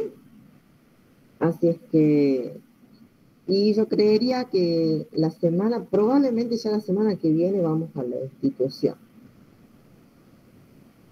Bueno, los dejo, chicos. Dejen su asistencia, ¿no? Sí, Bueno, hasta mañana. hasta mañana, profe. Hasta mañana. Hasta mañana, ¿Qué profe. tenemos presencial ya? ¿Cómo? ¿Qué tenemos presenciales ya? Profe. Sí, vamos a empezar. Los gabinetes van a ser presenciales, chicos. Yo creo que ya la semana que Gabinete, viene. pensé que íbamos a tener clases. Pero es que gabinete va a ser igual todo lo que es práctica. O sea que prácticamente bueno, profe, vamos a tener clase los lunes, los miércoles y los viernes, ¿no es cierto, Los lunes, profe? los martes y el miércoles, no sé cómo estarán haciendo, con qué tienen los miércoles temprano. Ese día me parece que vamos a tener que hacer virtual porque ustedes tienen virtual. Psicología. ¿No? Tenemos psicología el miércoles, pero sí, nos tocaría el horario, digamos. Tenemos a esa hora. Claro, el tema es que ustedes tienen virtual de las 7 hasta las 9:45, no van a tener tiempo de llegar a la institución. No, profe. Yo creo que ese día vamos a adelantar con algo virtual, pero lunes y martes seguro que tenemos toda la mañana en la institución. Así que vayan preparando sus cosas, chicos, pues yo creo que la semana que viene ya empezamos. Profe, una pregunta. Bueno, el tema de la bandeja, yo no pude conseguirla. ¿La bandeja de metal no conseguiste? Sí, he visto de acero inoxidable que me ofrecieron, que es para enfermería, me dijeron, Chicos, pero son pequeños. En la feria hay un montón de bandejas, no tiene que ser acero quirúrgico, puede ser cualquier bandeja de... Están estas que son de aluminio. ¿Cuál es la medida, profe, de metal? la bandeja que tenemos que tener? Tiene que entrar el equipo de control de signos vitales. Sí, yo le pregunté y le dije para qué era, pero me dijo, pero tenés que tener una medida porque son un montón, me dijo. Hay diferentes medidas. Claro, sí. Viene diferentes medidas, pero fíjate que tiene que por lo menos 30 centímetros de largo, porque debe tener 30 por 20 más o menos, la que va a entrar en la mochila, porque ustedes van a tener que llevarla cuando vayan a hacer las prácticas. Y ahí entra tranquilamente el tensiómetro, ¿sí? Una de 30 por 20 y de alto puede ser como de 5 centímetros por ahí, ¿o cómo? No, debe medir 4 más o menos, 5, sí, 4, 5 debe medir. Pero en la feria, en cualquier lugar bazar hay esas bandejas chicotas. Sí, lo que pasa es que yo estuve buscando, profe, y como le digo, me dijeron así, hay mides que tienen que dar una medida, me dijo. Bueno, Porque hay un montón de medidas de tamaño, sí, de material y todo. Tiene que entrar en su bolsito de práctica, porque después la van a tener que llevar el año que viene, van a ir a las prácticas y tienen que llevarla a la bandeja. Profe, disculpe, ¿cuándo va a dar las notas de los parciales? Y ya en esta semana.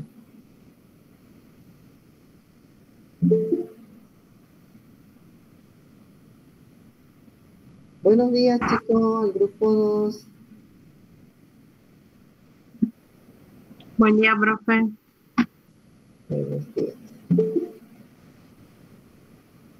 Un segundito hasta que entren todos. Ahora